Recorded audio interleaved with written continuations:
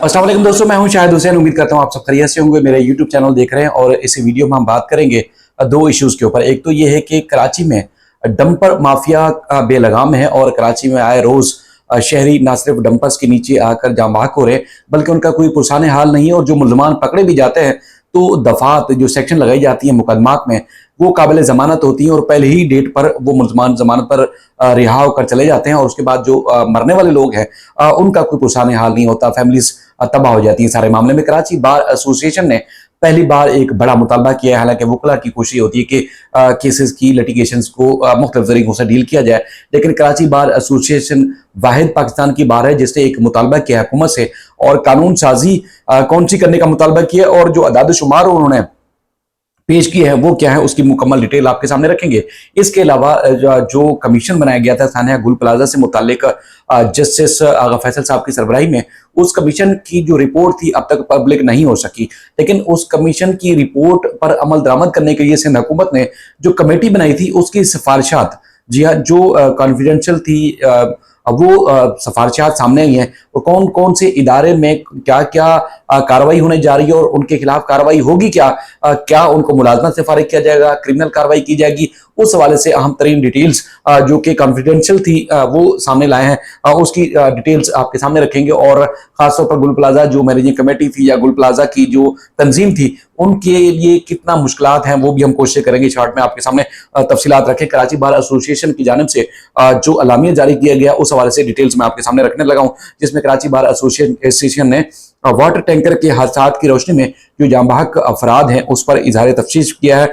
और उन्होंने जो ट्रैफिक हादसात में लागू सेक्शन है 320 पीपीसी को नाकाबिल जमानत बनाने के लिए सूबाई हुकूमत से मुतालबा किया है कि कानून साजी की जाए। और ये भी कहा है कि अलामी में कि वाटर टैंकर हादसात रोकने के लिए सख्त कानून साजी वक्त की जरूरत है और मौलिक हादसात में मुलविस ड्राइवरों को आसानी से जमानत नहीं मिलनी चाहिए। हैवी ट्रैफिक की निगरानी के लिए मौसर निज़ाम नाफिज किया जाए।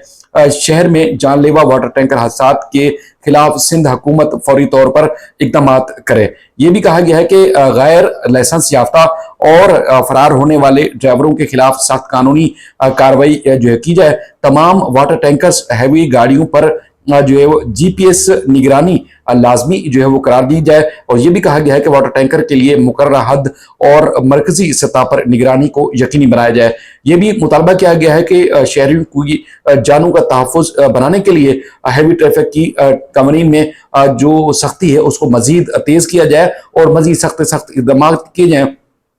ट्रैफिक हादसात के जिम्मेदारों के खिलाफ जो है मौसर एहतजाब इस वक्त नागुज़ीर हो चुका है। रात 12 बजे से लेकर सुबह 7 बजे तक हैवी ट्रैफिक की नकल हरकत है जो शहर के मुख्तलिफ इलाकों में घूम रही होती है उसको महदूद किया जाए। अदाद शुमार भी खासतौर पर पेश किया गया है जिसमें कराची बार एसोसिएशन की तरफ से कहा गया है कि मुख्तलिफ पुलिस के सोर्सेज से जो उनको मालूमात मिली हैं 2025 में पुलिस डेटा के मुताबिक 803 शहरी ट्रैफिक हादसात में जाम बहक हुए हैं।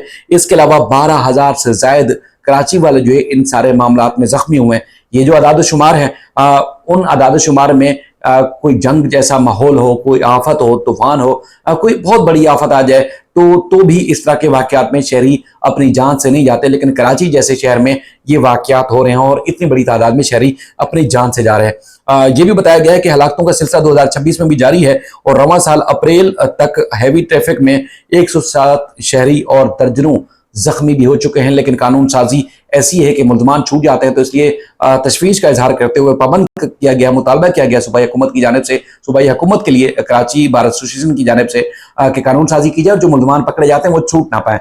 तो ये एक बड़ी डेवलपमेंट थी जो कि मैंने आपके सामने रखी। इसके अलावा साना गुल प्लाजा से मुतालिक चूंकि डे वन से हम कोशिश कर रहे हैं लोगों को पसंद आए ना आए, लेकिन हम रिपोर्ट कर रहे हैं, चाहे टीवी चैनल्स में खबरों के जरिए, प्रोग्राम में, टॉक शोज में, या जो ऐसी चीजें जो पसपर्दा रहती हैं हम उसको लगातार हाईलाइट कर रहे हैं। खासतौर पर हमारी जो मैनेजमेंट है 92 न्यूज़ की, उन्होंने भी इस मामले में तरजीही बुनियादों पर रखा हुआ है और खबरों में, बुलेटिन्स में, पैकेजेस, न्यूज़ स्टोरी के साथ साथ प्रोग्राम में भी स्पेस मिलता है और हमेशा इन चीज़ों को हाईलाइट करते हैं। तो इस वजह से जो वो लोग जो मुतासरीन थे या वो लोग जिनके ऊपर मलबा डालकर उनको बलि का बकरा बनाया जा रहा है और उनके खिलाफ केसेस बनाए जा रहे हैं, उनके साथ कोई ज्यादती ना हो जाए, तो इसलिए चूंकि वो राहदारियां, चाहे वो अदालती राहदारियां थी या फिर जो खासतौर पर गुल प्लाजा में आग लगी और किसकी गफलत और लापरवाही की वजह से लोग जान से गए थे, तो वो हमने चूंकि आई विटनेस हैं वहां पर रिपोर्टिंग की है, वहां खड़े होकर हर चीज को देखा है और अदालती जो कमीशन की खासतौर पर कार्रवाई थी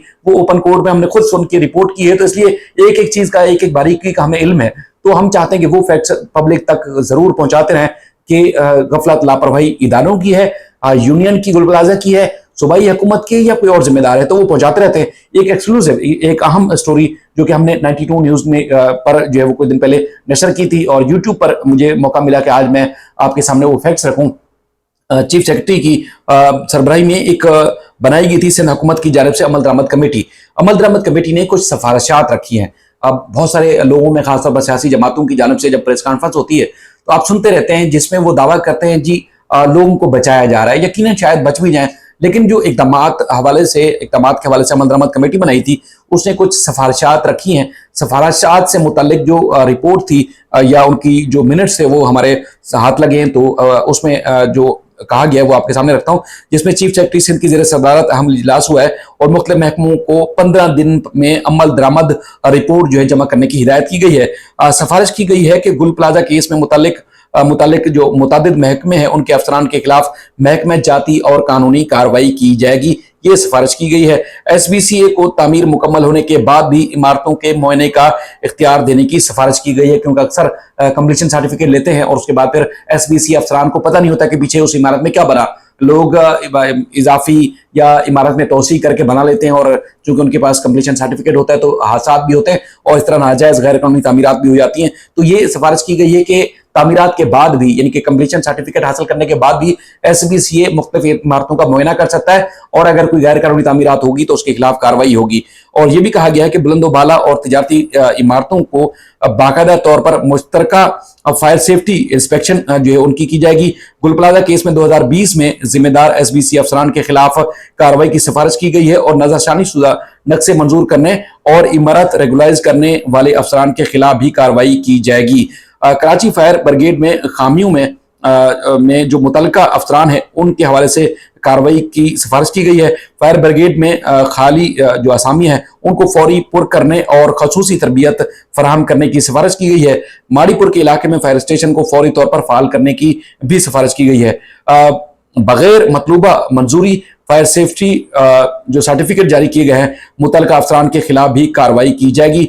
2021 में फायर ऑडिट के खिलाफ वर्जियां दूर ना करने वालों का जो है वो तयन किया जाएगा और 1991 यानी कि 1991 में गुल प्लाजा में लीज में तोसी और किराए में कमी की मंजूरी की भी तहकीकात की जाएंगी। ये नुकता जो बड़ा अहम है क्योंकि एमक्यूएम सूबाई हुकूमत को और खासतौर पर जो लोगों को या मुख्तलिफ इदारों को जिम्मेदार ठहराती है।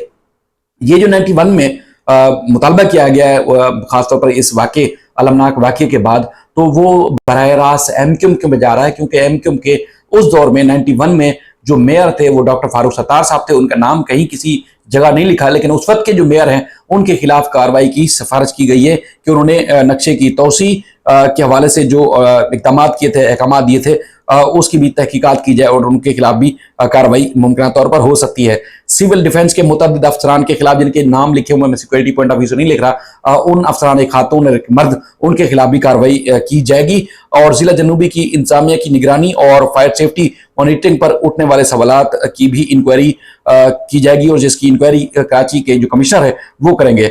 रेस्क्यू 1122 को मजीद मजबूत बनाने और ताखीर का सबब बनने वाले अफसरान, जो जिम्मेदार अफसरान हैं, उनके खिलाफ कार्रवाई की जाएगी। गुल प्लाजा मैनेजिंग कमेटी को भी सिंध कंटोनमेंट एक्ट के तहत रजिस्टर करने की सिफारिश की गई है। गुल प्लाजा मैनेजिंग कमेटी के माली मामलात की मुकम्मल तहकीकात की जाएंगी। गुल प्लाजा मैनेजिंग कमेटी के सदर जिम्मेदारान अफराद के खिलाफ फौजदारी कार्रवाई की जाएगी। फ्रांसिक रिपोर्ट में नाकामी, फ्रांसिक फायर फाइटिंग सिस्टम बंद, इमरजेंसी रास्ते और तजावजात की निशानदेही पर भी कार्रवाई की जाएगी और मुतल्लिका महकमों को सिफारिशात पर अमल दरामद और जिम्मेदारों के खिलाफ बिला खौफ कार्रवाई करने की हिदायत की गई है कि ये कमेटी की जानिब से। चूंकि जिस तरह मैंने आपको बताया था कि 3 बार चालान पेश किया गया और चालान पेश किया गया तनवीर पास्ता साहब के खिलाफ, 11 साला हुजैफा के खिलाफ, उसके वालिद के खिलाफ और दीगर जो मार्केट तंजीम के जो ओहदेदारान थे उनके खिलाफ। अदालत में चूंकि सजा या जजा का जो फैसला होना है वो शवाहिद और सबूतों की बुनियाद पर होना है। अब फर्जी, जिस तरह अक्सर जबान इस्तेमाल की जाती है कि फर्जी या जो मन घड़त चीजें होती हैं, उस बुनियाद पर अगर खबरों की बुनियाद पर कि जी फलां जिम्मेदार था या किसी मिनिस्टर या वजीर की प्रेस कॉन्फ्रेंस की बुनियाद पर कि जी फलां इदारा जिम्मेदार था, फलां महकमा या तंजीम के लोग ही जिम्मेदार थे, और उनको अगर चालान में मुलजिम नामजद करके और वो शहर में आज भी कारोबार कर रहे हैं और शहर में आज भी मौजूद हैं और हर फोरम पर पेश होते रहे, चाहे वो जुडिशल कमीशन के सामने था, सूबाई हुकूमत की मुख्तलिफ कमेटियां थी या मुख्तलिफ फोरम्स पर जहां जहां उनको तलब किया जाता है वहां पर वो पेश होते रहे। हैरान कौन सूरत हाल यह है कि जुडिशल मजिस्ट्रेट जनूबी की अदालत में तफ्तीशी अफसर की जानिब से जो चालान पेश किया गया था उसमें इन तमाम अफराद को 512 दफा में रखा गया, सेक्शन में रखा गया है, यानी कि सब के सब मफरूर हो चुके हैं, पुलिस उनको गिरफ्तार ही नहीं कर पा रही। तो जाहिर ये जो बारीकियां हैं अदालत पकड़ लेती है और उसके बाद फिर पहली बार प्रोसिक्यूशन ने एतराज आयद किए, फिर दूसरी दफा प्रोसिक्यूशन ने एतराज आयद किए, फिर तीसरी दफा भी इसी तरह का चालान पेश किया गया।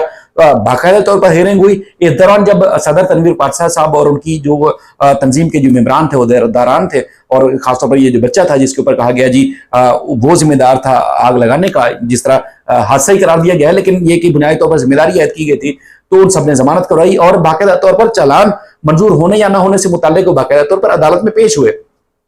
तवील कार्रवाई के बाद, तवील समात के बाद अदालत ने तमाम पॉइंट ऑफ व्यू का जायजा लेने के बाद पुलिस की जानब से चालान पेश किया गया था उसको मुस्तरद किया और डीएसपी सदा का तफ्तीशी अफसर मुकर्रर करने की हिदायत की गई है और मुख्तलिफ महकमों से अब तहकीकात हो रही है। अब तहकीकात आगे कहाँ जाती है, लेकिन कहने का मकसद ये है कि जो शहर में मौजूद है उनको मफरूर करार दिया गया है और शायद कुछ अर्से के बाद उनको इशारे भी करार दिया जाता अगर वो खुद ना जाते। तो ये है पुलिस की कारकर्दगी। जो पहले दिन जब ये आग लगी थी डीसी ऑफिस का, चूंकि मुतादिद वीडियो में बता चुका हूं, डीसी ऑफिस ये यहाँ पे जहां मैं यहाँ बैठा हूं बीच में ये गली थी, ये डीसी ऑफिस था और कमीशन में या मुख्तलिफ मौकों पर डीसी साहब कहते हैं जैसे ही आग लगी तो मैं गुल प्लाजा पे मौजूद था। इसी तरह एसएसपी सिटी साहब आरिफ अजीज साहब थे उस वक्त, तो उन्होंने कहा जैसे आग लगी मैं मौजूद था।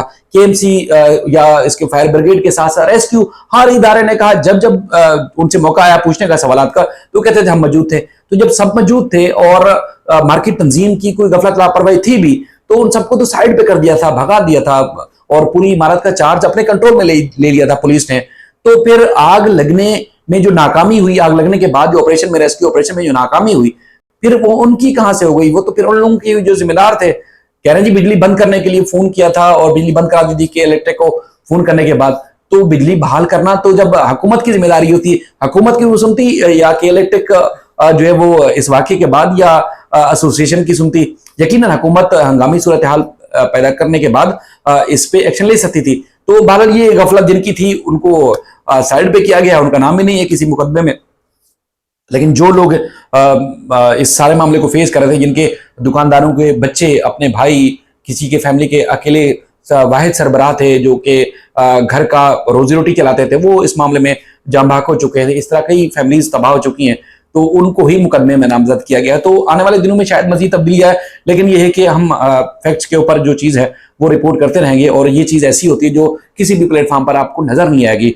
लोगों को शशके लगाकर इस तरह की चीज़ें, खबरें ज़रूर कहीं ना कहीं नजर आएंगी, लेकिन ये हकायक आपको नजर नहीं आएंगे असल हकायक है क्या। तो अपना फीडबैक जरूर दीजिएगा, अपना बेहद ख्याल रखिएगा। अल्लाह हाफ़िज़।